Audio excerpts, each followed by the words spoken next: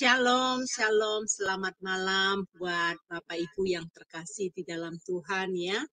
Malam hari ini kita berkumpul kembali di dalam materi pelajaran kita sambungan dari minggu kemarin. Hari ini adalah pelajaran sejarah penebusan yang akan diampu oleh dosen kita, Pendeta Yudi Lengkong. Bapak Ibu yang terkasih di dalam Tuhan, sebelum kita memulai acara kita, saya menyapa dulu Bapak dosen kita, Pak Pendeta Yudi, apa kabar? Baik, Ibu Heni, Shalom Bapak Ibu semuanya. Ya, salam juga buat teman-teman yang ada di live streaming karena saya lihat saat ini sudah ramai orang di live streaming untuk menonton acara kita ya. Saya bisa pantau dari studio. Ya, baik Bapak Ibu yang terkasih, mari kita berdoa dulu akan dipimpin oleh Sister Aling ya untuk doa pembukaan. Dipersilakan. Ya, baik. Terima kasih, Bu Heni. Mari Bapak Ibu, kita tundukkan kepala berdoa terlebih dahulu. Bapa yang di surga, terima kasih dan puji syukur karena masih diberi kesempatan untuk kelas pembelajaran terakhir di SMA Adonai saat ini, yaitu kami akan belajar untuk materi sejarah penebusan. Ya Bapak, kiranya ada penyertaan dan pimpinan-Mu dalam kelas terakhir kami ini, dan kiranya berkatilah Ibu Heni yang menjadi moderator yang akan memimpin kelas ini dari awal hingga akhir, dan juga para operator yang bekerja di belakang layar, sehingga acara kelas ini bisa lancar dan sukses sampai selesai. Demikian juga internet kami, kiranya juga Engkau berkati ya Tuhan, sehingga tidak ada satupun halangan yang menghambat pembelajaran kami. Dan berkati juga Pak Pendeta Yudi Palungan yang akan Pak Pendeta Yudi Lengkong yang akan menyampaikan kebenaran firman-Mu pada saat ini. Urapi Pak Yudi ya Tuhan, agar bisa menyampaikan kebenaran firman-Mu sesuai dengan kehendak-Mu. Dan berikanlah kami semua di dalam ruangan ini hikmat ya Tuhan, hikmat daripada-Mu, sehingga setiap firman yang Kau tabur di dalam hati kami itu bisa menjadi rema di dalam diri kami, dan juga mampukan kami untuk bisa menjadi pelaku firman-Mu, bukan hanya kami bisa mengucapkan, tapi juga bisa kami buktikan lewat perbuatan kami. Berikanlah kami hati yang selalu setia dan taat kepadamu ya Bapa. Terima kasih Bapa, terima kasih Tuhan Yesus. Kami serahkan waktu kami selanjutnya dari awal hingga akhir di dalam pimpinan tangan. Dalam nama Yesus, haleluya, amin. Amin, amin. Terima kasih untuk Sis Aling atas doanya ya. Bapak Ibu yang terkasih, Anda sangat beruntung mendapatkan pengajaran sejarah penebusan. Mungkin Anda telah menjadi Kristen yang sudah cukup lama, seperti saya dulu melebihi dari 30 tahun menjadi Kristen, tidak memahami Alkitab yang secara menyeluruh, secara detail. Bapak Ibu, melalui pengajaran sejarah penebusan, kita akan diajak memasuki Alkitab kita, mengenali Alkitab kita, mengetahui isi Alkitab kita sedetail-detailnya. Sungguh luar biasa karya Roh Kudus yang memberikan ilham kepada manusia ya, dari Roh Kudus, sampai sejarah perjalanan Bapak iman kita itu Yakub juga ya, cucu dari Bapak iman kita itu ada 17 tempat persinggahan dia ya, tempat yang dimana dia journey perjalanannya. Nah, luar biasa di dalam Alkitab kita. Pastikan Bapak Ibu terus mengikuti pengajaran sejarah penebusan, karena di dalam pengajaran sejarah penebusan, apa yang belum pernah kalian ketahui selama ini akan disingkapkan.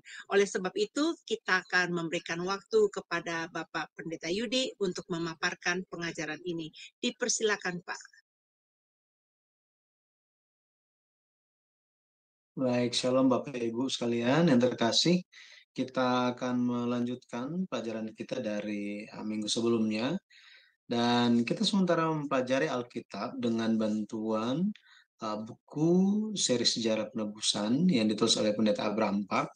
Secara khususnya kita akan melihat seri yang kedua, untuk memahami seperti apa perjalanan kehidupan Yakub.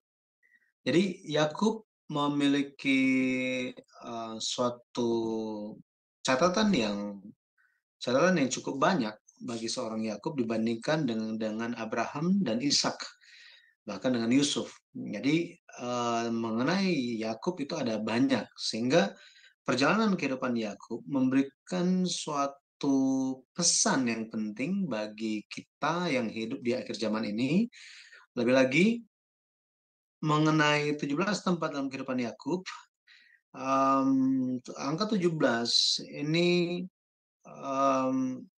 merupakan gabungan dari angka 10 dan 7. Angka 10 bagi orang Yahudi menunjuk kepada angka yang penuh atau angka yang berbalik. Gitu ya, angka yang penuh atau angka yang berbalik.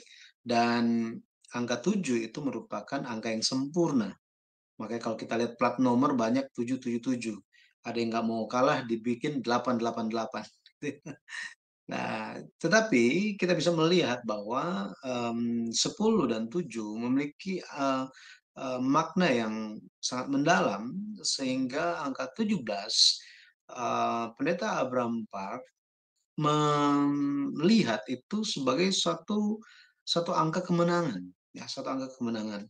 Dan kalau kita sedikit lebih lanjut lagi tentang angka 17 ini, di dalam Alkitab sebenarnya ada beberapa hal yang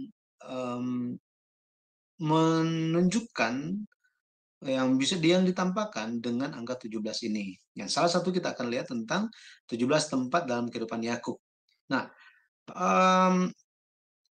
dalam kehidupan Yakub itu dibagi oleh Pendeta Abraham Park untuk lebih mudah mempelajarinya. Itu dalam 7 tahap. Ya. 7 tahap. Yang pertama dari kelahiran di tahun 2006 sebelum Masehi sampai berusia 76 tahun. Kemudian tahap kedua itu dari 76 tahun sampai berusia 96 tahun. Jadi 20 tahun di rumah Laban atau di Padan Aram. Nah, tahap yang ketiga itu ketika dia kembali dari usia 96 sampai 106 tahun. Itu kita bisa lihat untuk waktu yang lama Yakub ada di Sikem, ya, di Sikem. Kemudian tahap yang keempat, Yakub berusia 106 dan di dalam usia yang 106 ini dia pergi ke beberapa tempat dan ada peristiwa yang terjadi. Misalnya di dalam tahap yang keempat ini adalah penegasan perjanjian dari Allah kepada Yakub yang terjadi di Betel. Kemudian di Betel setelah itu ada kematian Rahel. Itu terjadi di Bethlehem Efrata dan juga kelahiran Benyamin.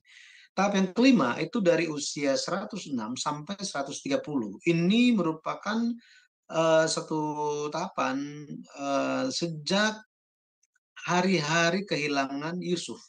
Hari-hari kehilangan Yusuf.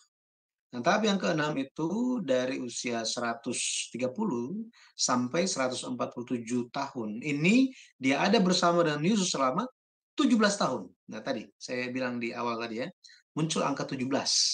Ini memiliki suatu makna bagaimana pada akhirnya melewati segala kesengsaraan kehidupan dia, Yakub dia menang. Dia menang. Segala penderitaan dia, hari-hari yang suram, pada akhirnya semuanya selesai ketika dia bisa berkumpul kembali dengan Yusuf dan dia bisa bersama lagi dengan Yusuf selama 17 tahun. Dan tahap yang terakhir itu tentang berfokus kepada kematian Yakub, secara khususnya mengenai iring-iringan pemakaman Yakub, bagaimana dari Mesir mereka membawa Yakub dan dikuburkan di tanah Kanaan. Jadi sejak tahun 2006 sebelum Masehi sampai Yakub itu mati di tahun 1859 sebelum Masehi. Nah, kita telah belajar sampai kepada, jadi ini ada petanya, kita selalu belajar itu sampai ke Sikem, ya, yang ke Sikem. Jadi tahap yang pertama itu dari sumur Lahairoi sampai ke Gerar atau lembah Gerar, kemudian ke Beersheba yang nomor 3 ini. Setelah itu jalur yang berwarna merah, gitu ya. Merah ini untuk perjalanan yang panjang dia pergi ke Luz atau Bethel, kemudian melanjutkan sampai ke Padan Aram atau Haran, ini di sebelah utara, tempat yang paling utara, ya. Ini sudah di luar tanah Kanaan. Dari sana dia 20 tahun dia kembali. Ini rute yang warna hijau, terus sampai ke Sikem. Kita terakhir di Sikem. Ya, membahas di Sikem, Yakub membeli tanah, sebidang tanah di Sikem, dan ada peristiwa lain terjadi di sana.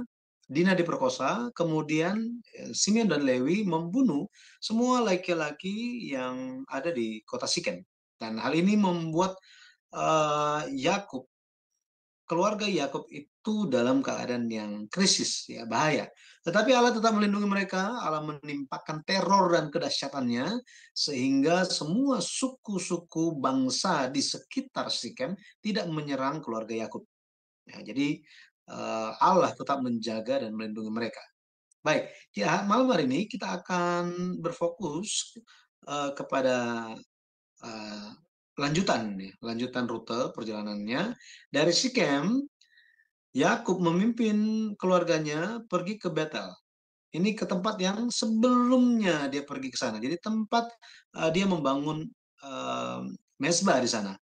Nah, kita lihat di Betel. Ini ada di Kejadian 35 ayat 6 sampai 15. Kalau kita lihat Yakub sebelum ke Betel, Allah memerintahkan untuk Yakub melakukan 3 hal, yaitu menjauhkan semua patung-patung berhala, dewa-dewa, kemudian menukar pakaian, dan setelah itu membasuh diri mereka. Nah, setelah itu mereka tiba di Betel. Nah, apa yang terjadi di Betel? Kalau kita lihat di Betel, setelah Yakub melakukan 3 perintah Allah, dia dilihat Allah sebagai orang yang sudah bertobat. Orang yang sudah bertobat, dia kembali ke rumah Allah atau Betel. Kemudian Allah panggil dia sebagai Israel. Jadi kalau kita lihat di sungai Yabok atau di Peniel, Allah memanggil dia sebagai Israel. Di sini Allah tegaskan lagi dan panggil dia sebagai Israel. Kemudian apalagi yang terjadi di Betel? Allah menegaskan kembali janji yang telah diberikan kepada Yakub 30 tahun yang lalu. Loh, kok 30 tahun yang lalu? Nah, itu ketika dia berusia 76 tahun. 76 tahun. Ingat, Yakub ada di Padan Aram selama 20 tahun, kemudian di Sikem selama 10 tahun. Jadi sudah berlalu 30 tahun. Yakub mendirikan tugu batu di tempat yang dulu dinamainya El Betel. Kemudian dinamainya tempat itu sebagai Betel. Nah, ada satu peristiwa yang unik terjadi di Betel ini. Tiba-tiba Alkitab mencatat mengenai sosok Deborah. Deborah ini merupakan inang pengasuh Ribka. Inang pengasuh zaman sekarang itu adalah seperti babysitter. Jadi babysitter mamanya Yakub, yaitu Ribka, mati. Katanya, mati di Betel ini, kemudian dikuburkan di sana. Nah, Deborah, bayangkan, Deborah ini telah mengikuti Ribka sejak Eliezer mengunjungi Padan Aram. Ini sudah lama sekali, ya, sudah lama sekali. Jika bicara mengenai inang pengasuh, berarti dia setidaknya bisa 2 kali usia Ribka ketika Ribka itu dipinang, gitu ya, dipinang dan dibawa sebagai istri bagi Ishak. Tetapi mengenai Deborah ini, Alkitab mencatatnya secara khusus. Bahkan Yakub dan rombongannya ini menangisi kematian Deborah. Jadi Deborah itu, kalau kita lihat, Deborah adalah inang pengasuh mamanya Yakub, sehingga Deborah itu seperti neneknya dia. Neneknya dia. Nah, ini kita bisa lihat Deborah selain Eliezer yang dikenal sebagai hamba dari Abraham, ada juga seseorang yang bernama Deborah, yang sangat setia, yang mendampingi Ribka, bukan hanya mendampingi Ribka, tetapi sampai Ribka punya anak dan sudah besar, dan sudah memiliki Yakub, Yakubnya sudah dewasa, pergi ke Padan Aram, dan kembali lagi, Deborah selalu ada. Nah, ini luar biasa kalau kita lihat, sangat unik pencatatan Alkitab. Dan Deborah memiliki arti lebah madu. Di dalam Alkitab memang Deborah banyak orang kenal sebagai nama seorang hakim perempuan di kitab Hakim-Hakim. Nah, arti nama Deborah adalah lebah madu. Zaman dulu, inang pengasuh ini tokoh yang sangat penting dan dihormati seperti halnya ibu. Jadi Deborah itu dianggap seperti ibunya Ribka. Jadi Deborah ini menempati posisi yang sangat terhormat karena Yakub melihat dia sebagai neneknya, gitu ya, neneknya. Mengenai Deborah ini nanti secara detail bisa dibaca kisahnya di buku seri sejarah perubahan seri yang kedua ya, yang sedang kita pelajari. Saya rekomendasikan untuk Bapak Ibu saudara-saudari memilikinya untuk lebih mengenal mengenai Deborah ini. Nah, oke. Dari Betel, setelah Yakub menguburkan Deborah, dia melanjutkan perjalanan dan tiba di Bethlehem Efrata. Di Bethlehem Efrata, tempat yang ke-12 dalam perjalanan kehidupannya. Bethlehem Efrata, Kejadian 35 ayat 18 sampai 20. Di usia 106 tahun atau di tahun 1900 sebelum Masehi, Rahel melahirkan Benyamin, tetapi lahiran itu sangat sulit sampai Rahel meninggal. Kalau kita lihat, Rahel dia menamai Ben-Oni gitu ya, Ben-Oni, tetapi jadi anak yang menderita gitu ya, anak yang menderita, anak yang kasihan. Tetapi Yakub merubah nama yang diberikan itu dengan Benyamin, yang berarti anak tangan kanan. Anak tangan kanan. Jadi tangan kanan itu Ben Amin gitu ya. Ben anak laki-laki. Tapi ini tangan kanan. Jadi merupakan nama yang menampakkan suatu pengharapan akan kemenangan. Rahel melahirkan Benyamin di Bethlehem Efrata dan dia mati di sana, Rahel. Yakub menguburkan Rahel di sisi jalan menuju Bethlehem. Ya, Bethlehem. Ini adalah Bethlehem yang sama dengan tempat kampung halaman dari Daud. Ya, Daud. Di kemudian hari Daud lahirnya di mana? Di Bethlehem. Lebih lagi, Yesus Kristus lahir di Bethlehem. Yesus Kristus lahir di Bethlehem Efrata. Sebenarnya mereka bukan tinggal di sana. Mereka hanya kampung halamannya saja. Karena mereka suku Yehuda. Mereka aslinya, domisili aslinya itu ada di Nazaret. Memang mereka orang Nazaret. Orang Galilea mereka. Tetapi mereka pergi ke Bethlehem. Mereka pergi ke Bethlehem dan lahir di sana untuk menggenapi. Mereka tidak sadar mengenai hal itu, tetapi Allah membimbing mereka, pada akhirnya mereka menggenapi apa yang menjadi nubuat di dalam Perjanjian Lama. Oke, itu peristiwa yang terjadi di Bethlehem. Kemudian Yakub melanjutkan perjalanannya sampai ke tempat yang ke-13 yang ini, gitu ya, tempat yang ke-13 itu di Migdal Eder namanya, Migdal Eder. Ya, menara pengawas, ya, menara pengawas. Migdal Eder, ini tempat sini. Ya, ada titiknya di sini. Jadi dia terus jalan menuju ke selatan. Ke tempat mana? Ke Beersheba, di mana Ishak tinggal. Ya, Ishak tinggal di Beersheba. Baik, Migdal Eder. Jadi Yakub masang kemah di sana dan ada satu peristiwa yang terjadi di situ. Kalau kita baca di Kejadian 35 ayat 21 dan 22, Yakub dengar kabar bahwa Ruben anaknya yang pertama tidur dengan Bilha. Bilha ini adalah hamba Rahel. Kita bisa bayangkan ini masih terjadi di tahun yang sama. Belum lama waktu berlalu sejak kematian dari Rahel. Tetapi dalam kedukaan tersebut, Yakub mendengar kabar tentang Ruben tidur dengan Bilha. Hal ini sangat membawa kesesakan. Kesesakan, menambah kesesakan dan duka cita bagi hati Yakub. Jadi kita bisa lihat penderitaannya itu bukan kalau kita itu bertubi-tubi datangnya, ya. Di kota Sikem, bahkan di Padan Aram, dia ada stres yang sangat besar, penderitaan yang sangat besar karena Laban. Kemudian dia dikejar-kejar oleh Laban. Dia masih bergumul juga dalam ketika mau pulang kampung dia akan bertemu dengan Esau, tapi dia bisa lewati semuanya. Tapi sejak di Sikem, kalau kita lihat, Allah memelihara dan melindungi mereka. Yang terjadi di Bethlehem, istri yang dikasihnya meninggal.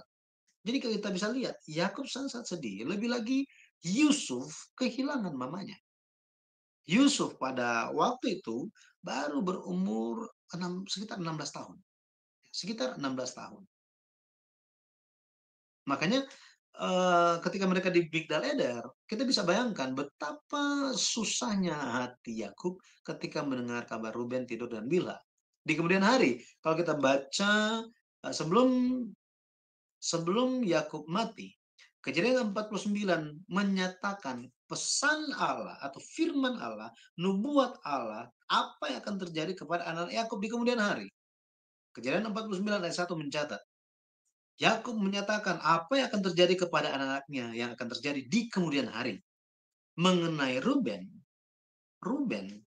dikatakan karena dia melakukan dosa ini di Migdal Eder, Allah tidak tutup mata dan Allah menyatakan bukan dia lagi yang terutama, bukan lagi dia yang sulung, bukan dia lagi. Ya, karena dia sudah gagal. Dia tidak bisa mengontrol diri dia.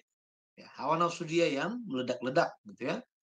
Nah, jadi ini terjadi di Migdal Eder. Setelah itu mereka melanjutkan perjalanan. Ya, kalau kita lihat, mereka lanjutkan perjalanan, tibalah mereka di Hebron. Hebron. Ya, maaf tadi saya kelewatan tadi. Jadi Yakub bertemu dengan Ishak ayahnya itu di Hebron. Ya, saya koreksi dulu ya.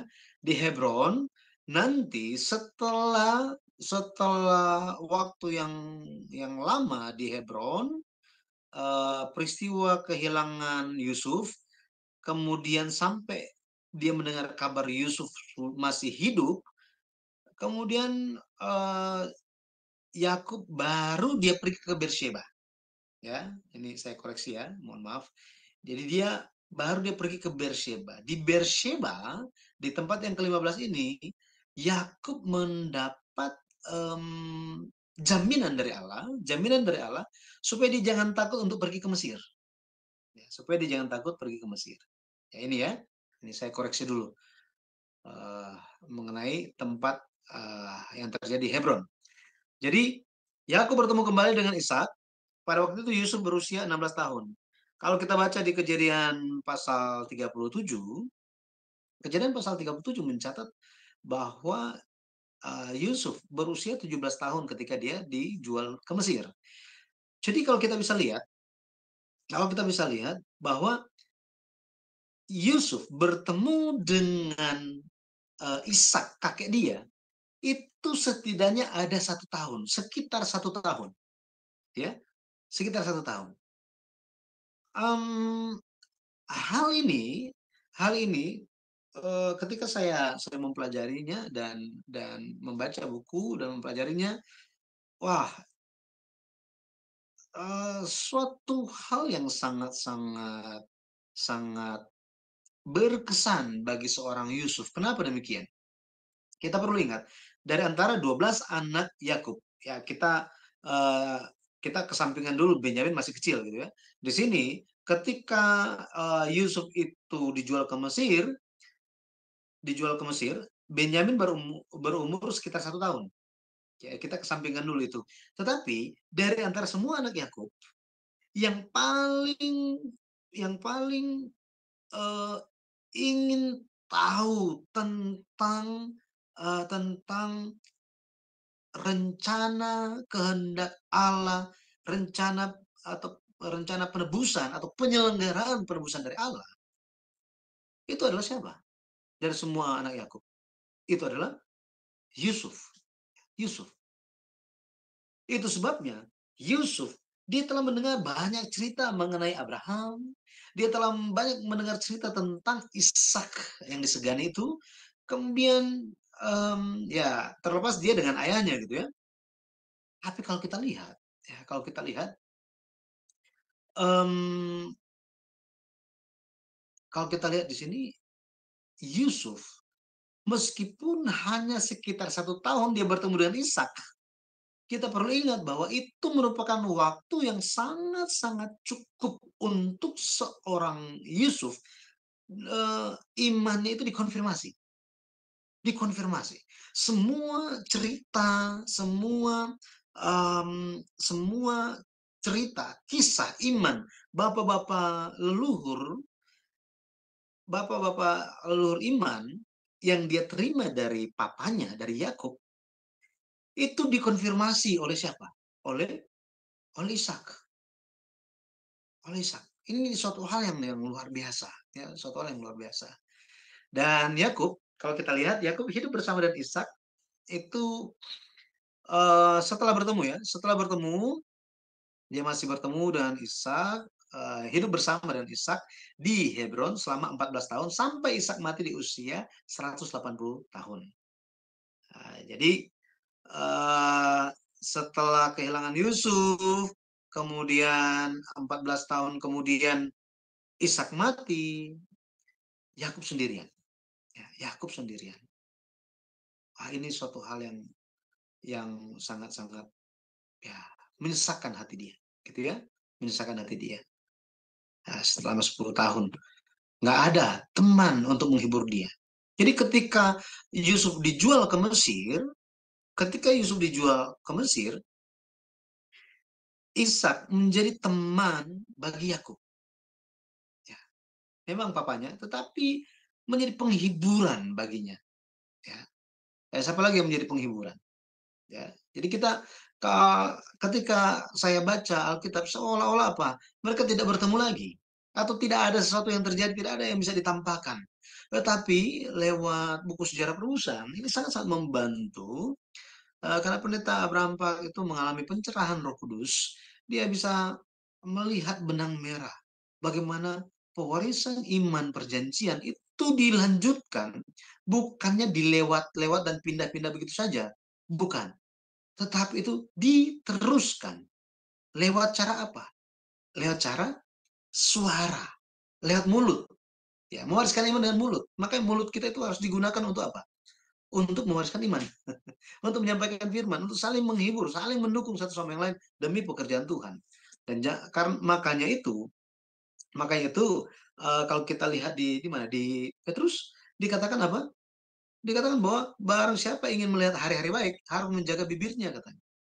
Harus menjaga bibirnya. Jadi mulut kita kiranya senantiasa berbicara tentang kehendak Tuhan, sukacita, gitu ya. Tentu ada kasih karunia dan berkat Tuhan bagi kita. Baik, di Hebron itu yang terjadi. Setelah itu kalau kita lihat Beersheba, ya, Beersheba ini merupakan tadi saya katakan di Hebron setelah waktu banyak berlalu di Hebron, Yakub mendapat kabar bahwa Yusuf masih hidup. Jadi ketika kelaparan besar terjadi,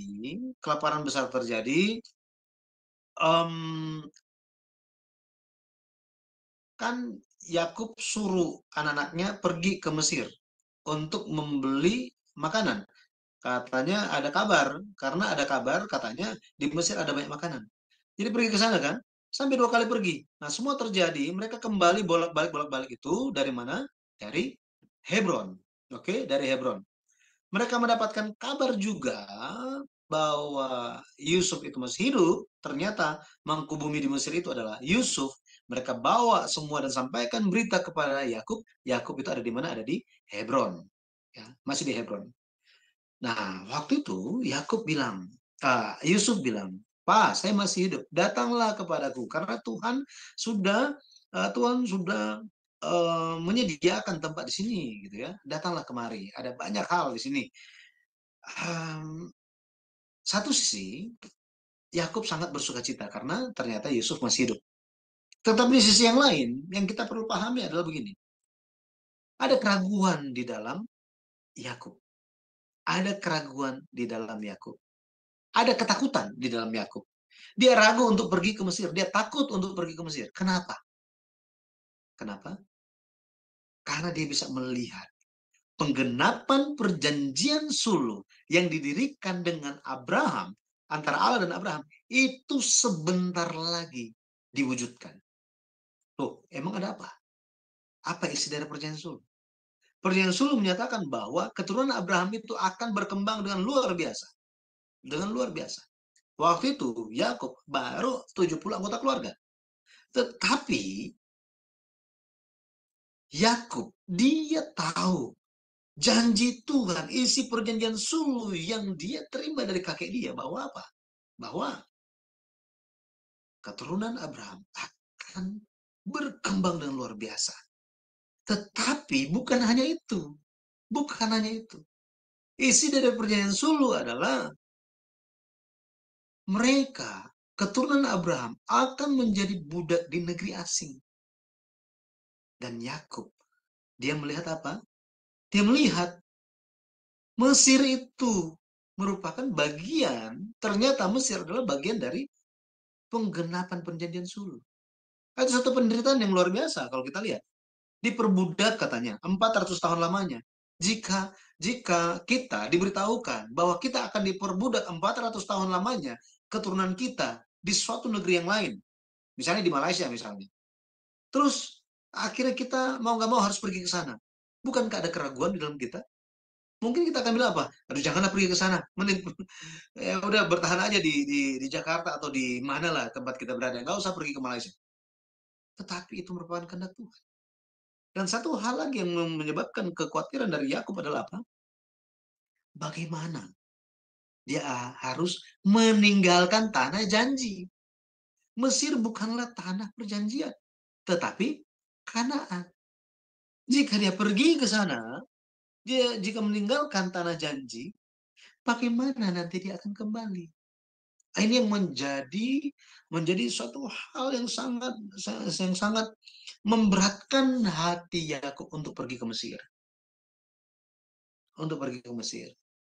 Ya. Jadi seperti orang tua, kalau misalnya sudah waktunya kembali ke sorga gitu ya, untuk meninggalkan keluarganya gitu ya, yang belum fix gitu ya keadaannya, waduh, masih banyak pikiran kan, kayak nggak tenang gitu, nggak tenang. Bayangkan Yesus, ketika Yesus dia harus pergi, tetapi melihat murid-muridnya masih, bahkan sampai hari terakhir pun masih mempersoalkan siapa yang boleh lebih besar, gitu ya. Nah, hal-hal seperti ini kita bisa lihat bagaimana stresnya Yesus Kristus melihat murid-muridnya, bahkan melihat pemimpin-pemimpin orang Yahudi. Jadi bagaimana hati Yesus? Betul ya?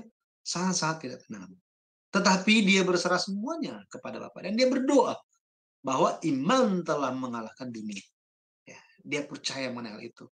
Bahwa meskipun murid-murid itu akan tercerai-berai, tetapi mereka akan kembali. Mereka akan sadar dan kembali. Jadi kalau kita baca, di Kejadian 46 dikatakan apa? Kan kita lihat ya mengenai hal ini.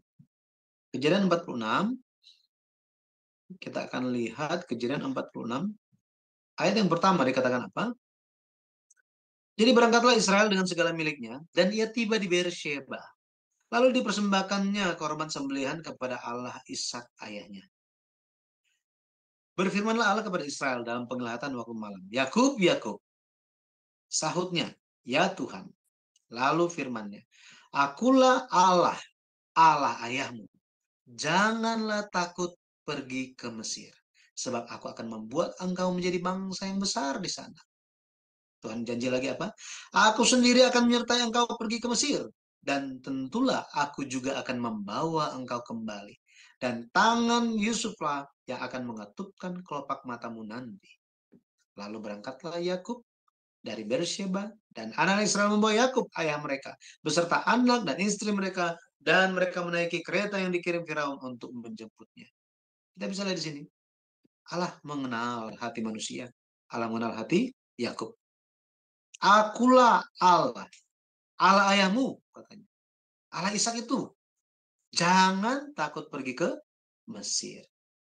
Kalau dulu kepada Ishak, ketika kelaparan terjadi, Ishak sudah terpikir mau pergi ke Mesir. Tetapi Allah bilang apa kepada Ishak? Jangan pergi ke Mesir. Jika engkau tinggal di sini, aku akan memberkati kamu. Makanya dia tinggal di lembah Gerar. Dia diberkati dengan luar biasa. 100 kali lipat. Menjadi sangat kaya. Tetapi sekarang, Allah mengenal hati dari Yakub. Dan Allah bilang, jangan takut pergi ke Mesir. Maka, bagi kita hari ini pun, rencana Tuhan itu pergi kemana? Ketika rencana Tuhan itu pun ada dalam kita, mari kita maju. Jangan khawatir. Sebab apa katanya? Allah menyertai kita. Nah ini. Itu sebabnya Immanuel itu bukan baru diperkenalkan di kitab Yesaya dan di perjanjian baru. Allah beserta. Allah beserta. Jadi penyertaan Allah ini telah diperkenalkan bahkan sejak perjanjian lama. Jadi kita bisa lihat. Beersheba artinya tujuh sumur. Ya. 7 sumur. Sheba artinya 7. Atau sumpah. Sedangkan BR itu artinya sumur. Jadi Beersheba artinya 7 sumur atau sumur sumpah. Nah, jadi kenapa Beersheba? Ya, kenapa Beersheba? Yang pertama, Beersheba itu tempat Abraham Ishak menerima penegasan perjanjian sulh. Ini penegasan perjanjian sulh. Pada akhirnya bukan hanya kepada Abraham, bukan hanya kepada Ishak, tetapi juga kepada Yakub Allah menegaskan janjinya. Itu sebabnya Yesus menggenapi semuanya. Yesus menggenapi semuanya karena Abraham, Ishak dan Yakub adalah orang hidup. Mereka menyembah Allah yang hidup. Maka di hadapan Allah, mereka Abraham, Ishak, Yakub adalah orang hidup. Itu sebabnya di dalam Yesus Kristus kita pun adalah orang yang hidup. Apanya yang hidup? Iman kita. Makanya kita perlu terus-menerus menerima penegasan perjanjian ini. Bahwa apa? Kita jangan khawatir ketika kita ada di dunia ini. Tuhan akan beserta. Tuhan akan menyertai dan membawa kita kembali kemana? Ke tanah janji. Haleluya. Ya, tanah janji. Ini janji Tuhan bagi kita. Itu sebabnya kita perlu mengingat bahwa apa? Mesir itu bukan tanah perjanjian. Bukan. Dunia ini bukan tanah yang dijanjikan bagi kita. Ya meskipun mungkin ada orang yang kasih janji, oh ya ada 1 hektar, apa semuanya. Bukan. Hanya sementara semuanya. Oke? Kita semua akan kembali ke surga. Tanah perjanjian. Kanaan rohani. Jadi Beersheba. Yang kedua, Beersheba ini merupakan tempat bagi Yakub untuk sujud berdoa, menyembah Allah. Maksudnya apa? Allah ingin menampakkan kehidupan Yakub bahwa apa? Kehidupan Yakub itu senantiasa berpusat pada penyembahan. Siapa yang rajin membangun mezbah?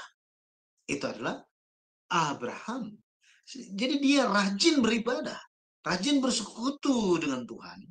Bukan hanya bersekutu, tetapi bersekutu di dalam firman Tuhan. Itu sebabnya dia memahami ketetapan dan aturan-aturan jalan-jalan Tuhan. Makanya Tuhan bilang kepada dia, aku telah memilih dia. Allah memberikan kesaksian, aku telah memilih Abraham. Supaya apa?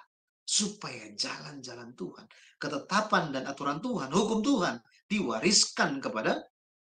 diceritakan kepada keturunan-keturunannya. Nah, jadi seperti ini. berpusatkan kepada Allah. Jadi iman dari Abraham itu bahkan sampai kepada siapa? Cucunya. Dia hidup beribadah senantiasa. Luar biasa beribadah. Jadi setelah beribadah, baru dia ambil keputusan. Ya, mengambil keputusan. Kalau kita lihat doa seperti apa yang Yakub naikkan di Beersheba. Ya, Pendeta Abraham mencoba menjabarkan mengenai hal ini. Ada suatu pelajaran di dalam berdoa. Bahwa doa yang Yakub naikkan di Beersheba itu adalah doa yang mengatasi situasi. Doa dengan iman yang mengatasi situasi. Mereka tidak bisa mengelak pergi ke Mesir. Ya. Dia tidak tahu apa yang akan di depan. Tetapi Yakub, dia ingin memulai, dia ingin menjalani, dan mengakhiri segala sesuatu dengan doa. Dengan doa. Dia meninggalkan rumah dia. Ini suatu hal yang sangat-sangat berat. Ya, namanya pindah rumah gimana coba? Bukan cuma di dalam satu kota, pindah negeri ini. Ya, pindah negara. Sangat berat. Kemudian doa dengan segenap jiwa. Doa yang berserah. Doa yang berserah. Inilah doa yang Yakub naikkan di Beersheba. Akhirnya ketika kita berdoa pun, kita berdoa dengan iman yang mengatasi situasi. Situasi apapun di depan kita, mari kita berdoa dengan iman. Kita bisa mengatasi semuanya karena Allah beserta. Berdoa dengan segenap jiwa. Berdoa dengan berserah kepada Tuhan. Apapun yang terjadi di depan, Tuhan yang menjaga. Jadi pada akhirnya doa sejati dijawab oleh Allah itu ini melepaskan semua diri, ya, diri sendiri, pikiran sendiri. Hanya apa? Berserah dan tanya Tuhan, apa yang menjadi kehendak-Mu? Aku menanti-nantikan. Jadi kalau kita lihat dia menunggu konfirmasi dari Allah. Allah tidak berlambat-lambat. Allah tidak berlambat-lambat. Allah langsung jawab Yakub. Ini luar biasa, luar biasa. Ya, ada 4 janji itu nanti bisa dibaca di Kejadian 46 ayat 3 sampai 4. Jadi Yakub pergi ke Mesir itu bukan karena kelaparan atau bukan untuk bertemu dengan Yusuf, bukan. Awalnya gara-gara bertemu awalnya Mesir itu karena di sana ada makanan kan. Pergi ke Mesir supaya apa? Oh, supaya bisa terhindar dari kelaparan. Pergi ke Mesir kenapa? Oh, karena Yusuf ada di sana. Yang hilang setelah didapatkan kembali. Wah, aku akan pergi ke sana. Bukan itu lagi. Awalnya mungkin itu. Motivasi pergi ke Mesir. Alasan pergi ke Mesir. Tetapi sekarang, Yakub pergi ke Mesir gara-gara apa? Gara-gara Allah suruh dia ke sana. Allah suruh dia ke sana. Ya, jadi dia bisa pergi. Hari sini kalau kita bisa lihat, ya, dari Beersheba tempat yang ke-15 dia pergi dan perjalanan yang jauh. Ini sejauh sekitar 310 km. Ini jauh sekali ya. Entah ini dari Jakarta sampai di mana ini, saya juga nggak tahu nih. Ya, sampailah mereka ke Goshen. Ya, Goshen. Di Goshen kalau kita lihat usia Yakub itu 130 tahun. 130 tahun. Mereka menetap di Goshen. Yakub hidup bersama dengan Yusuf selama 17 tahun. Dan ada hal-hal yang sebenarnya terjadi, kita tidak bisa bahas itu dengan lebih detail lagi. Jadi kembali saya menyarankan untuk membaca buku Sejarah Penubusan seri yang kedua, Pertemuan yang Terlupakan, edisi 2. Ya, edisi yang kedua, karena lebih jelas lagi dibuat detail oleh Pendeta Abraham Park tentang kehidupan Yakub. Apa yang terjadi di Goshen, gitu ya. Kemudian di usia 147 tahun, pada saat itu sebelum meninggal, Yakub minta kepada Yusuf supaya dia dikuburkan di Gua Makpela di Hebron. Terus apalagi yang dilakukan sebelum mati? Dia memberkati kedua anak Yusuf, yaitu Efraim dan Manasya.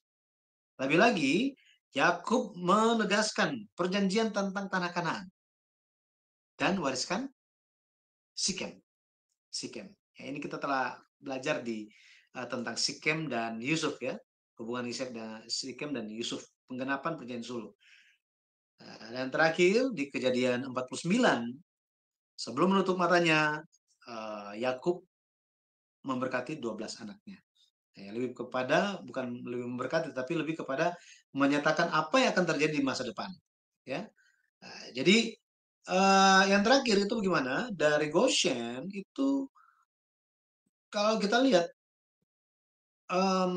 dari Goshen ini yang nomor 16 ini Kita bisa lihat rutenya yang terakhir ini, tahap yang ke-7. Berputar ya, berputar sampai menelusuri tempat ya dekat Peniel, Mahanaim, Sukot, Sikem. Ini merupakan tempat yang kalau kita lihat ini ada satu tempat yang dinyatakan dalam Alkitab itu adalah Goren Haatat atau Abel Mizraim. Abel Mizraim di sini. Ya, tangisan yang besar dari orang Mesir katanya. Ya, sini orang Kanaan lihat, waduh iring-iringannya luar biasa. Apa yang terjadi? Oh itu apa? Iring-iringan orang Mesir yang luar biasa besar gitu ya. Itu terjadi Abel Mizraim di sini. Nanti kita akan lihat di bagian kesimpulan kenapa mesti melewati rute yang sejauh ini, sekitar 692 km dari Goshen pergi ke Hebron dengan cara memutar. Ya, memutar. Ya. Jadi Gua Makpelah sesuai dengan wasiat Yakub pada tahun 1859 sebelum Masehi, Yusuf dan anak-anaknya menguburkan Yakub di Gua Makpelah di tanah Kanaan, di Hebron. Ya, mereka meratap 7 hari lamanya di Abel Mizraim, ratapan orang Mesir. Mizraim itu nama kuno dari Mesir, Mizraim. Ya. Oke, kenapa Yakub tidak langsung ke Hebron tapi berputar ke seberang Sungai Yordan? Kenapa demikian? Ya, alasannya karena ada peristiwa penting, ya, peristiwa penting dalam hidup Yakub ketika dia menerima nama barunya, yaitu Israel. Di mana dia terima nama baru? Di Peniel. Ingat ya, di Sungai Yabok. Kan malaikat itu tanya kan, nama kamu siapa? Loh, malaikat masa nggak tahu namanya siapa? Ya, tapi ingin mengungkapkan, supaya Yakub memberikan pengakuan identitas manusia lama dia. Setelah dia mengaku dengan ketulusan dan keterbukaan dengan penuh berserah, barulah Allah bisa mengganti namanya. Mengganti nama itu menunjuk kepada memiliki tugas dan masa depan yang baru, gitu ya, tugas dan masa depan yang baru. Jadi pergi ke melewati Peniel. Kenapa? Disitulah Yakub menerima nama baru yaitu Israel. Jadi kesimpulannya, iring-iringan yang megah dan besar dari pemakaman Yakub ini memiliki makna apa dari sudut pandang sejarah penebusan? Orang-orang mungkin hanya melihat itu sebagai ya itu namanya juga anak papanya pejabat ya, apa boleh buat lah gitu ya. Pasti harus bikin the best gitu ya untuk papanya ya, anaknya pejabat ya apa boleh buat. Bukan hanya semata-mata demikian. Tetapi itu merupakan suatu iring-iringan, suatu perjalanan besar yang menggenapi janji Allah. Menggenapi apa? Janji Allah. Masih ingat di Beersheba? Kejadian 46 ayat 3-4. Allah janji ia akan membawa Yakub pulang ke Kanaan. Allah janji. Jadi kalau mati di Mesir itu kan nggak bisa pulang. Tetapi karena Allah sudah janji, maka Allah menggenapi. Ini menggenapi janji Allah. Bukan hanya sekedar iring-iringan. Yang kedua, iring-iringan ini menyatukan kembali 12 anak Yakub. Menyatukan kembali anak Yakub. Kalau kita lihat gitu ya, bisa bayangkan perjalanan 692 kilo itu jauhnya minta ampun kan? Itu jauhnya minta ampun. Bayangkan kalau misalnya mereka tidak satu hati.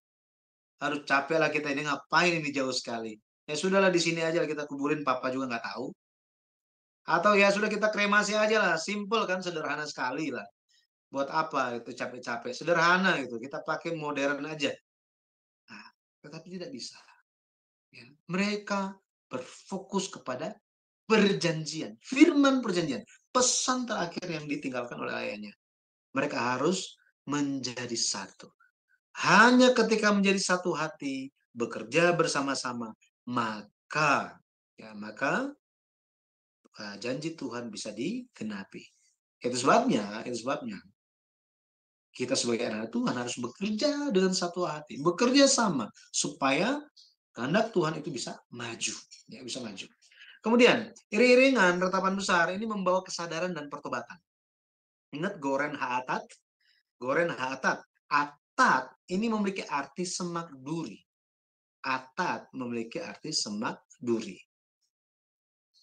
Maka dari sudut pandang sejarah penebusan, kita bisa memahami bahwa mereka meratapi selama 7 hari tentang kematian Yakub ini di Goren Haatat yang dikenal sebagai tempat yang banyak duri, semak duri. Ini mengingatkan anak-anak Yakub betapa perjalanan kehidupan Yakub itu penuh dengan penderitaan yang tidak habis-habisnya. Ya, kita menderita mungkin banyak itu ya. Tetapi kalau kita bandingkan dengan Yakub, ya mungkin Yakub lebih banyak menderita dibandingkan kita gitu ya. Dia itu non-stop menderitanya. Stresnya minta ampun dari semua bidang. Wah, akan tetapi selama 7 hari mereka berdoa, mereka meratap, mereka bertobat. Mereka apa? Ya, seperti ini ekspresinya, melepaskan satu persatu duri yang tertancap pada tubuh ayahnya. Karena papanya itu stres gara-gara siapa? Bukan gara-gara orang luar, gara-gara anaknya. Jadi orang tua banyak menjadi stres bukan gara-gara orang yang lain, gara-gara anaknya. Jadi kita bisa lihat kita pun perlu melihat bagaimana Yesus Kristus telah menderita untuk kita. Nah, makanya kita pun harus menyenangkan hati Tuhan. Caranya bagaimana? Lewat berbalik kepadanya dan mencari kehendaknya. Ya, mencari kehendaknya. Yang keempat, iring-iringan ini hendak mewujudkan perdamaian lewat kebesaran hati dan pengampunan Yusuf. Setelah ayahnya mati, kalau kita baca di Kejadian 50 ayat 20 dan 21, adik-adik saudara-saudara Yusuf itu menjadi takut. Waduh, papa waktu papa masih ada, setidaknya mungkin ya Yusuf nggak ngapa-ngapain gitu ya, masih lurus pikirannya. Tapi sekarang papa udah nggak ada lagi. Wah, kalau Yusuf berubah pikiran gimana? Jadi kalau kita lihat saudara-saudara Yusuf ini, mereka itu bahkan sampai selesai pemakaman dari ayahnya, sampai mereka kembali ke Goshen, mereka tetap belum paham tentang rencana Allah lewat semua yang terjadi dalam hidup mereka. Nggak paham. Kenapa mereka ada di Mesir? Apa yang terjadi dalam hidup mereka? Mereka nggak paham. Mereka masih ada ketakutan. Tetapi Yusuf pada waktu itu dia tampil dan menampakkan hatinya yang besar dan kasih yang tidak terbatas. Makanya dia mengampuni kakak-kakaknya. Bukan karena engkau, memang kamu mereka-rekakan yang jahat. Jangan pikir begitu. Tuhan sudah mengatur semuanya. Semuanya ada dalam pemeliharaan Tuhan. Pada akhirnya, kehidupan kita pun merupakan kehidupan yang ada dalam pemeliharaan Tuhan. Ya. Jadi, pada akhirnya prosesi pemakaman atau iringan besar dari pemakaman Yakub, Israel itu menandakan di kemudian hari atau menubuatkan apa yang akan terjadi di kemudian hari, bahwa Eksodus, iring-iringan besar dari Eksodus itu akan terjadi sesuai dengan nubuat perjanjian sul. Bahwa seluruh keturunan Israel, seluruh keturunan Abraham atau bangsa Israel, 12 suku, semuanya kembali ke tanah janji. Tanah janji. Pemakaman Yakub di Hebron, di Gua Makpela, ini merupakan suatu meterai ya, yang lebih menekankan lagi bahwa tanah Kanaan adalah milik Israel. Di sana bukan hanya ada Abraham, tetapi ada siapa di sana? Ada Ishak. Dan ada siapa? Yakub. Allah Abraham, Allah Ishak, Allah Yakub. Allah orang hidup. Jadi di tempat di mana iman orang hidup itu ada, pada akhirnya pekerjaan besar Tuhan itu akan dipulihkan, digenapi. Saya berdoa dalam nama Tuhan Yesus Kristus, di tempat kita masing-masing, ketika iman yang hidup ada di dalam kita dan bekerja dengan kuat, maka pekerjaan besar dari Allah akan digenapi lewat kehidupan kita dan keluarga. Tuhan Yesus memberkati. Saya kembalikan kepada Ibu Heni. Silakan Ibu. Ya, terima kasih Bapak Pendeta Yudi yang telah menjelaskan secara luar biasa ya. Jadi kita sudah belajar tempat-tempat Yakub, dia pergi kemana saja, dan ada peristiwa-peristiwa apa yang terjadi, dan juga di usia berapa ya dia ke sana. Menarik bukan? Anda senang kan untuk belajar ini? Kalau saya sih senang sekali ya, jadi membantu saya untuk memahami isi Alkitab yang seutuhnya. Apakah Bapak Ibu bersedia mau bertanya sesuatu, tolong diangkat tangannya ya. Tetapi terlebih dahulu saya akan membacakan yang di live chatting Bapak Kenel. Dia bertanya begini, Bapak Pendeta, saya mau bertanya, di Sikem Yakub tidak menjaga nazarnya. Boleh dijelaskan nazar yang mana ya Pak? Terima kasih, Tuhan Yesus memberkati. Baik, terima kasih Bapak untuk pertanyaannya. Jadi kalau kita lihat, di Kejadian pasal 28,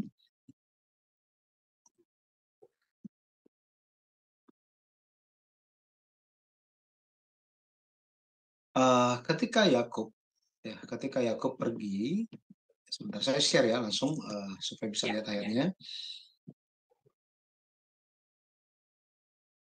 Ya, di Kejadian pasal 28, Yakub ketika dia melarikan diri dia melarikan diri dari Esau, dia pergi ke Padan Aram, Mesopotamia.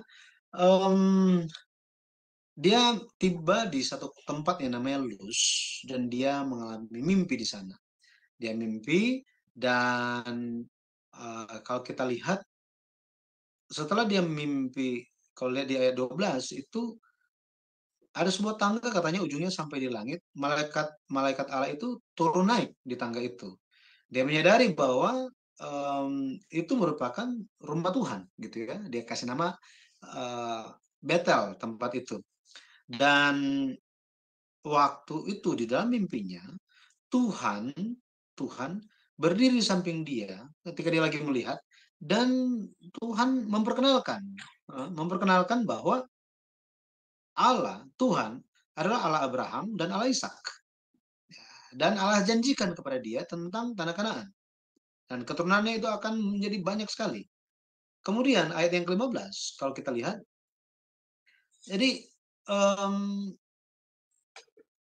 Allah menjanjikan bahwa dia akan menyertai Yakub kemanapun Yakub pergi, dan Allah akan membawa Yakub kembali ke tanah Kanaan. Allah tidak akan meninggalkan dia, tetapi akan melakukan semua yang dijanjikannya. Ketika dia bangun, Yakub bangun dari tidurnya, jadi dia memahami bahwa Allah ada di tempat itu. Ya. Waktu itu, ayat yang ke-20 dikatakan, lalu bernazarlah Yakub. Ini, bernazarlah Yakub, jika Allah akan menyertai dan akan melindungi aku di jalan yang kutempuh ini, memberikan kepadaku roti untuk dimakan dan pakaian untuk dipakai, sehingga aku selamat kembali ke rumah ayahku, maka Tuhan akan menjadi Allahku. Dan batu yang kudirikan sebagai tugu ini akan menjadi rumah Allah. Dari segala sesuatu yang engkau berikan kepadaku, akan selalu kupersembahkan 1/10 kepadamu. Di sini kita lihat Yakub bernazar. Tetapi dari sisi Allah, kalau kita baca ini seolah-olah, ya ini kan nggak ada nazar apa-apa gitu. Ini kan cuma ya akan berikan persembahan, ya sudah gitu. Ya. Tetapi kalau kita lihat, dia bicara apa? Dan batu yang kudirikan sebagai tugu ini akan menjadi rumah Allah. Di tempat itu dia akan menyembah Allah, membayar nazarnya. Di kemudian hari setelah berlalu 30 tahun, barulah Allah ingatkan dia. Sekali lagi, Allah ingatkan dia. Di kejadian, ya, kalau kita lihat kejadian 34, ya, kejadian 34, bentar, mungkin ya, 35 ayat 1. Ya, 35 ayat 1, di sini dikatakan apa? Allah berfirman kepada Yakub, bersiaplah, pergilah ke Betel, tinggallah di situ, dan buatlah di situ mezbah bagi Allah, yang telah menampakkan diri kepadamu ketika engkau lari dari Esau kakakmu. Ya, jadi ayat yang ketiga, Yakub bilang bahwa apa? Marilah kita bersiap dan pergi ke Betel. Aku akan membuat mezbah di situ bagi Allah, yang telah menjawab aku pada masa kesesakanku, dan yang telah menyertai aku di jalan yang kutempuh. Jadi pada akhirnya Yakub mengingat kembali nazar dia. Setelah 30 tahun baru dia ingat, gitu ya. Itu pun Tuhan yang kasih ingat dia. Seperti ini. Ayat yang ketujuh, ya, Kejadian 35 ayat yang ketujuh dikatakan bahwa didirikannya lah mezbah di situ dan dinamainya lah tempat itu El Betel karena Allah telah menyatakan diri kepadanya di situ ketika ia lari terhadap kakaknya. Ya. Nah, jadi kita bisa lihat setelah Yakub datang dari padang Aram, maka Allah menampakkan diri pula kepadanya dan memberkati dia. Ya, memberkati dia. Ayat 10, gitu ya. Allah menampakkan diri kepadanya dan berbicara, mengkonfirmasi lagi tentang perjanjiannya, gitu ya, perjanjiannya. Di ayat 14 di situ dikatakan, kemudian Yakub mendirikan tugu di tempat itu, yakni tugu batu yang mempersembahkan korban curahan dan menuang minyak di atasnya. Ini merupakan janji penggenapan hal yang dia janjikan 30 tahun yang lalu di Kejadian pasal 28. Nah, ini Pak, dia menggenapi nazarnya ya. Silakan. Saya kembalikan ya, Kak Ibu. Terima kasih. Semoga dia menyimaknya ya di YouTube, dia menyimaknya. Bagi Bapak Ibu, adakah Anda bertanya lagi? Silakan Bapak Ibu, saya bacakan di WhatsApp ya. Ada teman saya mengirimkan, sebentar Pak, saya cek dulu. Berkata begini Pak, dari mana Hen mengetahui umur Yakub itu di setiap tempat persinggahannya? Nah, dia tanya gitu. Dari mana taunya umur Yakub di setiap persinggahannya? Jadi kalau misalnya dasarnya itu perlu mengikuti pelajaran yang waktu kita bahas mengenai Perjanjian Sulu. Tahun didirikannya Perjanjian Sulu. Di situ kita bisa menemukan tahun berapa Yakub lahir. Nah ini, dimulai dari situ dulu. Tahun berapa Yakub lahir? Ya, dia lahir di tahun 2006 sebelum Masehi. 2006 sebelum Masehi. Dari situ kita bisa menghitung. Ya, kita bisa menghitung berapa tahun. Ya, itu kalau bisa baca buku sejarah perebusan seri yang kedua itu akan sangat membantu. Di situ ditulis, gitu ya, ditulis seperti apa cara mendapatkan umurnya berapa. Salah satu petunjuknya adalah Alkitab menampakkan tahun-tahun, ya, tahun-tahun dia hidup. Tahun-tahun dia hidup. Misalnya ketika dia tampak di depan Firaun, dia sendiri bicara. Ketika Firaun tanya kepada dia, "Bapak umur berapa?" Ya kan? Ya, karena kan waktu Yakub itu dibawa oleh Yusuf bertemu dengan Firaun, Firaun tanya, "Umur Bapak berapa?" Di situ dia bilang, "Umur saya 130 tahun." Gitu ya, 130 tahun. Kemudian mengenai usia Yusuf itu 17 tahun, maka kita bisa tahu, gitu ya. Umur berapa dia menjadi mangkubumi? Itu kita bisa tahu. Alkitab tulis itu. Berapa lama dia di penjara? Yakub berapa lama dia di Sikem? Dikasih tahu. Dikasih tahu 10 tahun. Kemudian Yakub di Padan Aram itu berapa lama? Dikasih tahu juga. Bahwa dia bekerja selama 14 tahun untuk mendapatkan istri dan anak-anak, dan selama 6 tahun dia untuk mendapatkan ternak. Jadi total 20 tahun. Jadi lewat petunjuk-petunjuk tahun-tahun ini, kita bisa merunutnya kembali, ya, kembali. Lihat, akhirnya bisa tampak semuanya.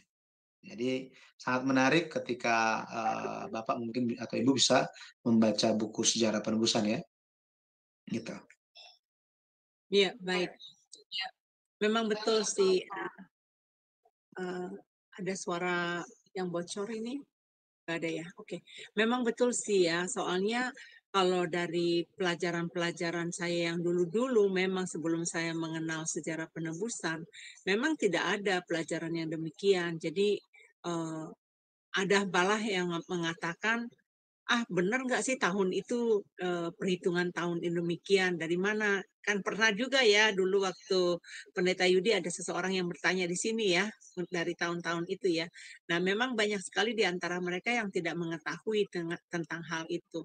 Saya pernah, mengajak seorang hamba Tuhan yang sudah cukup lama sebagai hamba Tuhan, dan dia udah tamatan STT juga, waktu di Amerika ini. Waktu saya menjelaskan itu, dia juga bilang, "Dari mana kamu tahu?" katanya. "Di pelajaran saya nggak sedetail itu pelajarannya," katanya gitu. Iya, saya bilang, "Saya tahunya dari pengajaran sejarah penebusan." Nah, waktu kita belajar menemukan tahun-tahun sampai jelas sekali itunya, sampai dia bingung. "Wah, ini luar biasa, Hen," katanya. "Sampai saya tahu tahunnya di Taman Eden itu kapan," katanya, 4004 ya, Pendeta Yudi ya. Jadi itu katanya saya nggak pernah nggak pernah bayangkan selama ini, dan waktu itu diajarkan hitungannya diajarin sampai dia ikutin 2 kali dia ikutin. Oh iya betul katanya, betul ini tahunnya benar katanya. Dilihat dari Alkitab memang sejelasnya sih nggak dikasih tahu tahun berapa, tetapi ada cara hitungannya. Nah, itu memang di pengajaran sejarah penebusan doang yang setahu saya bisa mendapatkannya gitu loh. Itu bagi teman saya yang sedang menyimak di YouTube ya. Nah, di YouTube saya lihat lagi ramai nih, ada yang chatting-chattingan, ada juga yang dari apa namanya yang Oke, saya baca dari Bang Napafai. It's okay, Sister Henny. I'm just here di live chatting. I have a question katanya. Mengaplikasikan tema hari ini 17 tempat-tempat perjalanan kehidupan Yakub ke dalam kehidupan kita sehari-hari. Itu bisa dipahami nggak Pak Pendeta? Maksudnya bagaimana mengaplikasikan 17 tempat perjalanan kehidupan Yakub ke dalam kehidupan kita sehari-hari. Itu pertanyaan Bang Nafapai. Baik, um, kita diberikan nasihat untuk mengikuti jejak kaki Kristus, benar ya? Ini nasihat Yesus Kristus, dan rasul-rasul juga mengajarkan hal yang sama. Tetapi kalau kita lihat, ketika Yesus menjelaskan tentang dirinya sendiri, Yesus menggunakan kitab-kitab suci. Lukas 24 ayat 27, ayat 44, kemudian Yohanes 5 ayat 39, dan banyak bagian Alkitab yang lain menyatakan hal tersebut. Bahwa Yesus Kristus itu datang sesuai dengan kitab suci. Nah, itu sebabnya ketika kita melihat bapak-bapak leluhur iman, banyak orang hanya melihat bahwa bagian-bagian tertentu, misalnya, oh, adegan Ishak memikul kayu bakar menuju naik ke atas Gunung Moria, ini menggambarkan apa yang akan terjadi, bahwa Yesus Kristus memikul salib, ya, sebagai tanda pengorbanan untuk dirinya sendiri di atas kayu salib. Demikian juga Ishak itu akan menjadi korban itu sendiri, gitu ya, korban itu sendiri. Jadi Ishak menggambarkan Yesus Kristus. Adegan Ishak memikul kayu bakar naik ke atas Gunung Moria, ini menggambarkan di kemudian hari Yesus Kristus memikul kayu salib ke atas Golgota. Padahal bukitnya berbeda gitu ya. Tetapi orang kita semua memahami seperti itu. Nah, Pendeta Abraham Park membawa kita untuk jangan hanya melihat hal hanya itu saja, tetapi mari kita melihat dari sudut pandang sejarah penebusan, bagaimana rencana Allah itu, campur tangan Allah, penyertaan Allah, itu masuk ke dalam setiap tokoh-tokoh di dalam Alkitab. Dalam tema hari ini, ada 17 tempat kemana Yakub itu pergi. Di situ menggambarkan seperti apakah iman dari seorang Yakub. Apa yang dia lakukan? Waktu dia masih bersama dengan keluarga dia, ketika dia berpisah dengan keluarga dia, kemudian dia dengan keluarga sendiri, dengan memiliki keluarga dia sendiri, dan tantangan yang dihadapi lewat orang luar, saudara jauh, dari rumah sendiri, gitu ya, sampai dia hanya bisa melihat ke depan untuk menggenapi kehendak Tuhan. Hal-hal tersebut menggambarkan bagaimana Yesus Kristus telah datang dan melalui setiap kesengsaraan, penderitaan yang bagaikan duri. Tetapi, seperti tadi dikatakan, 17 menggambarkan, kembali lagi ya, menggambarkan kemenangan. Kemenangan. Yakub pada akhirnya menang. Dia menang. Seperti arti namanya kan? Israel. Menang. Ya, pemenang. Bergumul melawan Allah dan manusia, dan telah menang. Ya, kalau kita panggil nickname-nya, dia pemenang. Yesus pun tampil sebagai pemenang. Di mana dia tampil sebagai pemenang? Di atas kayu salib. Di atas kayu salib. Ya. Tetapi kita jangan pisahkan, ini satu paket dengan apa? Kebangkitannya. Ya. Jadi kematian dan kebangkitan Yesus Kristus itu merupakan kemenangan bagi umat Tuhan. Nah, sama seperti itu bagi kita hari ini, perjalanan kehidupan Yesus, perjalanan kehidupan Yakub ini memberikan kepada kita pengajaran. Pengajaran bagaimana kita hidup hari ini. Akan ada penderitaan dari berbagai macam sudut, berbagai macam hal. Tetapi bertahanlah, kita pasti menang. Yesus bilang apa? Yang bertahan sampai pada akhirnya akan selamat katanya. Akan selamat. Immanuel, Yesus pun selalu menekankan, Allah, Bapakku menyertai aku. Bapakku menyertai aku. Dia nggak bilang aku menyertai aku, tetapi bilang apa? Bapakku menyertai aku. Yakub selalu berbicara, Allah telah menyertai aku. Allah telah menyertai aku. Jadi Immanuel yang ditunjukkan oleh Yesus Kristus secara real itu telah digambarkan sebelumnya lewat kehidupan Yakub dalam hal ini, ya, dalam hal tema ini. Sama seperti itu hari ini, Immanuel itu bukanlah sesuatu hal yang abstrak di pikiran kita atau suatu hal yang kita hanya pikirkan bahwa oh ya ketika saya susah Tuhan itu ada. Tidak semudah itu. Tidak semudah itu. Betul ya? Kalau kita lihat kehidupan Yakub, itu sangat keras. Sangat-sangat berat. Tetapi di titik yang terberat dalam kehidupan dia, itu bukan cuma satu titik, banyak titik terberat dalam hidup dia. Ya, di setiap tempat itu ada hal-hal yang dialami. Dalam hal-hal yang seperti itu pun dia mengalami apa? Immanuel. Dia mengalami Immanuel. Yesus adalah Immanuel bagi kita. Hari ini Yesus adalah Immanuel bagi kita. Seperti Yesus ada bagi umat Israel di zaman 2000 tahun yang lalu, Yesus pun ada bagi kita hari ini. Allah yang menyertai Yakub, Allah menyertai kita. Ya, pada akhirnya mari kita menerima berkat 17 itu. Berkat kemenangan, ya. Kemenangan. Haleluya. Iya, Ya, Ibu. saya harap Bang Napapai yang sedang menonton di YouTube ya mendapatkan jawabannya. Kalau masih ada pertanyaan lagi dipersilakan untuk bertanya. Nanti saya bantu untuk bertanya atau langsung ke WhatsApp saya ya Bang Napapai ya. Oke, Bapak Ibu masih adakah pertanyaan lain? Nah, saya mewakili seseorang yang pernah bertanya kepada saya, tapi saya nggak tahu cara menjawabnya. Begini, Bapak Pendeta, dulu ada yang bertanya kepada saya bahwa waktu saya mengajarkan mengenai kelahiran Yesus di apa arti rohaninya, dia lahir di Betel. Di Betel itu adalah rumah roti ya.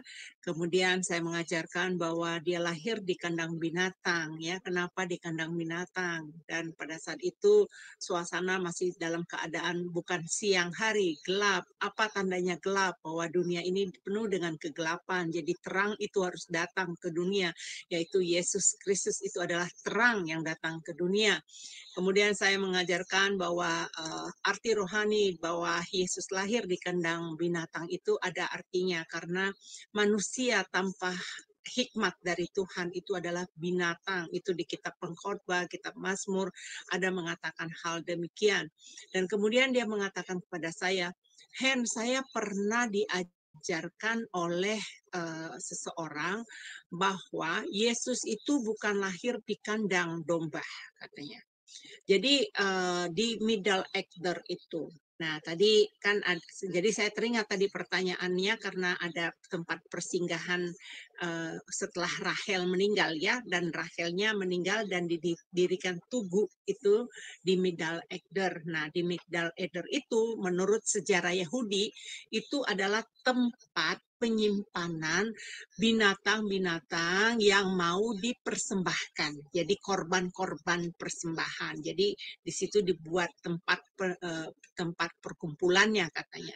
Nah, ini simpang siur di sana, tetapi saya meyakinkan bahwa memang betul Yesus dilahirkan karena dari arti rohani bahwa manusia itu perlu firman setiap hari, yaitu makanan rohani kita di dalam Matius 4 ayat 14, hidup manusia itu bukan dari roti saja, tetapi setiap firman yang keluar dari mulut Allah, yaitu firman Allah. Dan Yesus itu adalah makanan kita. Tentunya kita bukan makan Yesus begitu ya, tetapi firmannya itu harus kita makan untuk makanan rohani kita. Nah, bagaimana cara menjelaskan ini kepada teman saya, Bapak Pendeta Yudi, untuk lebih jelasnya? Silakan. Jadi kita perlu ingat bahwa apa yang terjadi kepada Yesus Kristus itu sepenuhnya sesuai dengan kitab suci. Sesuai dengan kitab suci. Nabi Mika telah bernubuat. Ya, Nabi Mika telah bernubuat. Mika 5 ayat 2 bahwa di Bethlehem Efrata, ya, disitulah itu akan lahir, gitu ya, akan lahir. Bahkan hal ini dikonfirmasi oleh ahli-ahli Taurat yang dipanggil oleh Herodes ketika dia menyambut kedatangan orang Majus. Ya, orang Majus datang menemui dia, di manakah raja orang Yahudi yang baru lahir itu? Oh, kaget Herodes kan? Herodes tanya ke ahli Taurat, dan ahli Taurat bilang apa? Di Bethlehem, sesuai dengan firman Tuhan. Nah, tempatnya masih ada sampai hari ini, Bethlehem itu. Jika pembuktian secara alkitabiah dan historisnya sudah seperti itu, maka ketika muncul suatu apa namanya? Suatu hmm,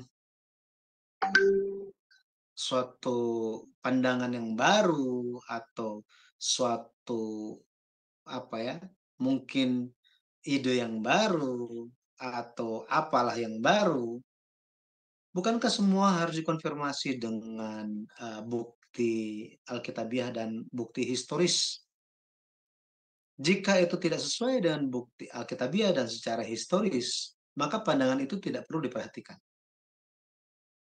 Kalangan akademis juga, teologi meyakini hal yang sama. Seperti itu. Jika historisnya sudah ada, sudah jelas, dan alkitabiahnya sudah jelas, terus ada pandangan-pandangan yang berbeda dari antara itu, kita tidak perlu memperhatikannya. Bahkan tidak perlu menjadi suatu referensi. Gitu. Tidak perlu menjadi referensi. Jadi saya tidak bisa menjelaskan mengenai Migdal Eder ini karena ini merupakan tempat yang berbeda dengan Bethlehem. Pandangan itu juga Migdal Eder, Yesus lahir di Migdal Eder seperti apa? Saya juga nggak tahu. Saya juga tidak mau memperhatikan hal tersebut.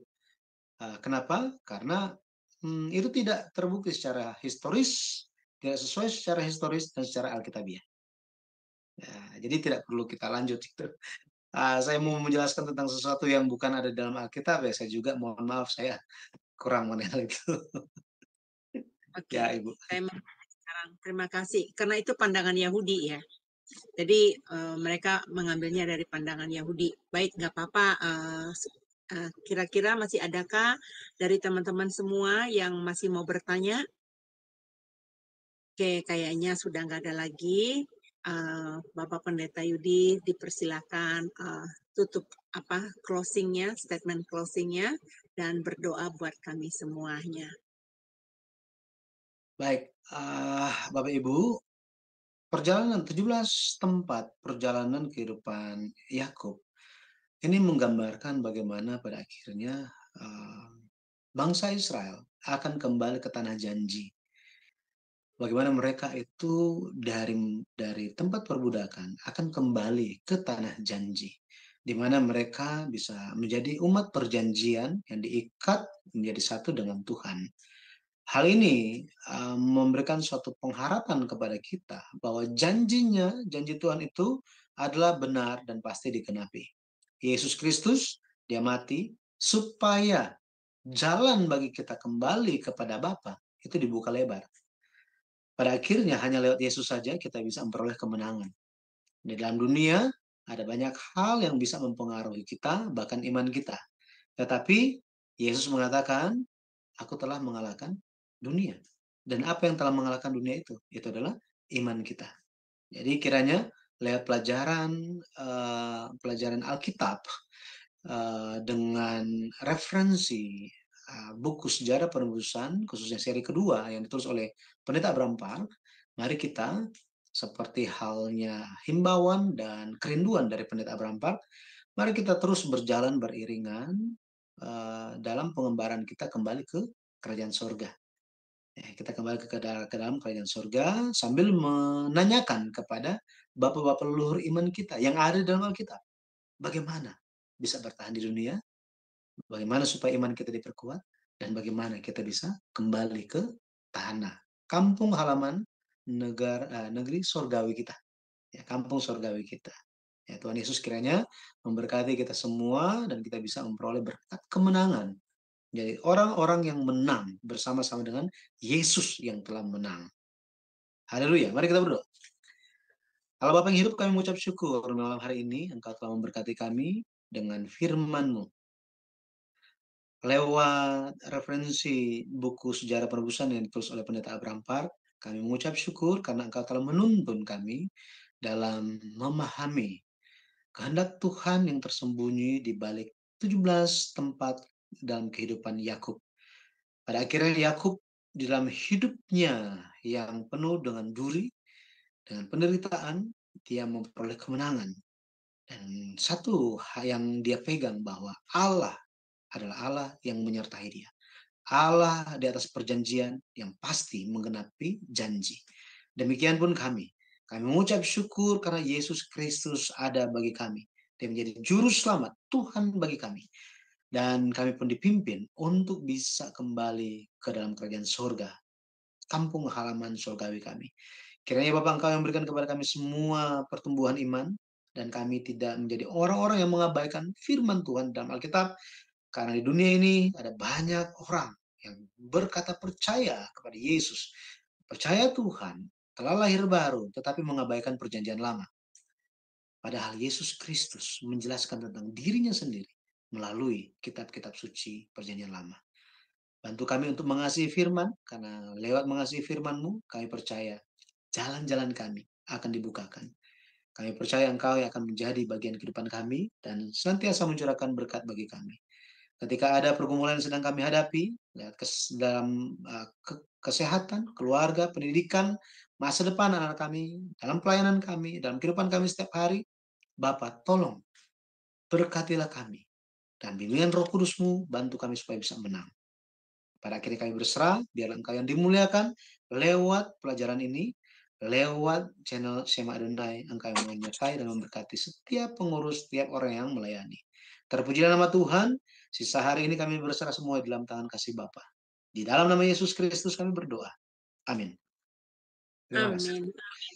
Terima kasih untuk Bapak Pendeta Yudi.